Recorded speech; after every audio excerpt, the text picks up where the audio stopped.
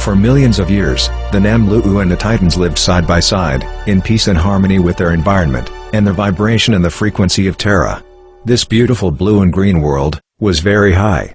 Everything was in perfect harmony, in an almost perfect symbiosis.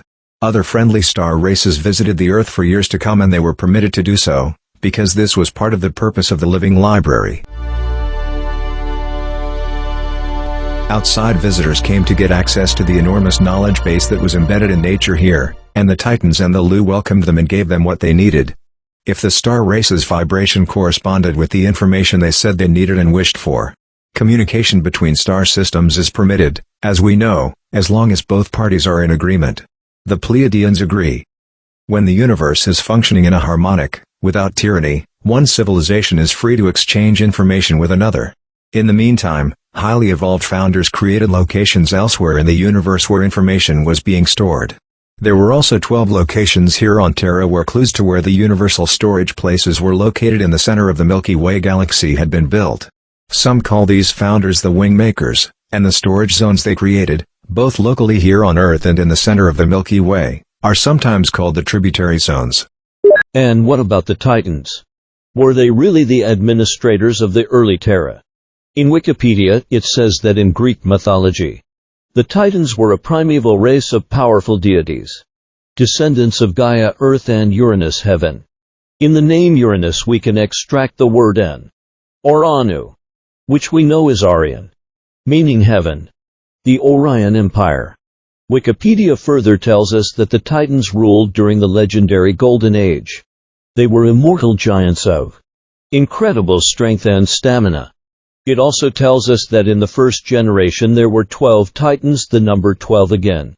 The males were Oceanus, Hyperion, Coeus, Cronus or Kronos, Sirius and Iapetus. And the females, the Titanesses, were Mnemosyne, Thetis, Dia, Phoebe, Rhea and Themis. Then it goes on telling us about the second generation of Titans, where the most famous ones perhaps are males: Eos, Helios, Atlas and Prometheus. Among the daughters, most have probably heard of Pallas and Perseus. Mythology goes that the Titans were overthrown by a race of younger gods called the Olympians, who typically are the Sirian overlords.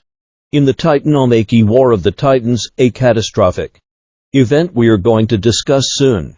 This, says Wikipedia, represented a mythological paradigm shift that the Greeks may have borrowed from the ancient Near East.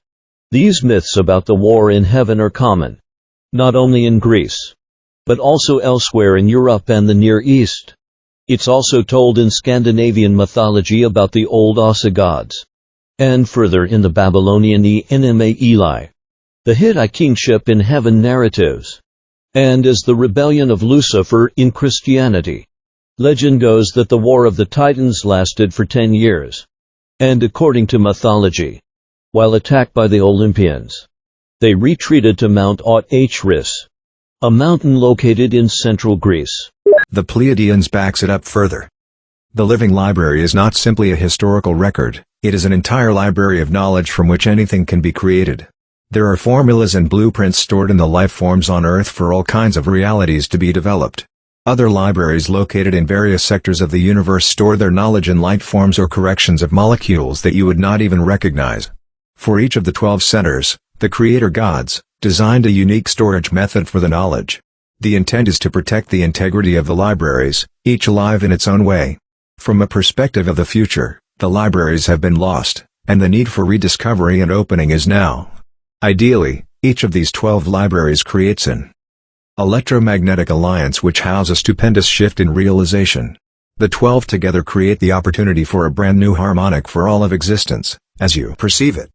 Millions of years later, while there still was a golden age on Terra, and the experiment went per the plan, the Queen made the famous peace agreement with the Syrian king, the Khanis Khan. Part of the agreement included that the Syrian king would get control over parts of Sector 9 but would have to stay away from Peshmetan, the ninth passageway. Unfortunately, our solar system, Eridu, was part of the agreement. The Queen's empire was teeming with life and experiments were pending in many places. The idea of the living library was only one of a lot of different ideas and experiments. It may appear that it didn't occur to the Queen when the agreement was made that the Sirian lords would disturb the development of species and or interfere with their business and development. In addition, even if the Sirians now were in command over certain sections of the Milky Way galaxy, they were still part of the Orion Empire, per the agreement, so also Eridu. Even when so, each race in any solar system is supposed to reign themselves in sovereignty while abiding the laws of the Orion Empire, so long as they won't afflict on their rights to free will. Nowhere in the contract did it say that the Sirian king could interfere with a pending experiment, but apparently it didn't say they couldn't, either. Did the Queen make a terrible mistake when she made up the contract? Did she leave that part out because it goes unsaid? There is probably a more plausible answer to what happened. Both the Sirians and the Queen were well aware of the universal laws, and the law of non-interference in particular in this case. That is not something you need to put in a contract, that part goes unsaid. However, if a star race, such as the Sirians, managed to manipulate another star race into agreeing with them and to have them do something they wouldn't agree with normally, if they knew the full consequences. The star race, the Sirians in our example, could potentially bypass the law of non-interference and refer to the law of free will. They could justify their actions by saying, "We didn't do it. They did. They agreed to do it." And this was exactly what happened. There is a long story of inner conflicts among the Sirian kings and the members of their royal court, which we are not going to go into in details here. It's been documented by other researchers, such as Robert Morning Sky. Briefly, to make the reader get the picture, the Asar, another name for the Sirian kings, were very possessive, and power and greed ruled their existence, both on a royal level as well as among regular citizens of their society.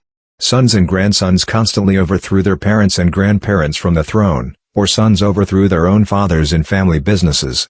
Coups were very common, so common that a sitting king would very rarely remain in power for long before he was overthrown and either killed or exiled. Such behavior, I have learned, continue up to this day. The problem is that things were rarely getting better for the average Sirian citizen in spite of whom was in power. Where have we seen that before? Isn't that how it is here on Earth? It didn't take long before the Sirian king put troops and scientists to explore these parts of his new domains. It was very strategically located, and the Eridu solar system was only a few billion years old, which meant it had a lot of potentials, not the least as a military, strategic outpost. The problem was that this solar system was sitting in the middle of Peshmetan, and the Sirians had promised not to interfere with this huge, commercial highway. However, as the great Khanas, whom some call King Anu, saw himself and his people as heirs to this universe after have signed the peace treaty with the Queen of the Stars. And after all, this is a free will universe, and he could do whatever he pleased. Yes, an action always brings on a counteraction, but he was too powerful not to be able to handle whatever came in his way, he thought. And what made the Queen think she was more powerful than him, anyway? He, too, could travel the Ka'a.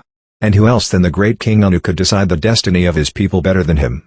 No other Sirian kings, despite of which occupied star system they ruled over, dared to challenge him.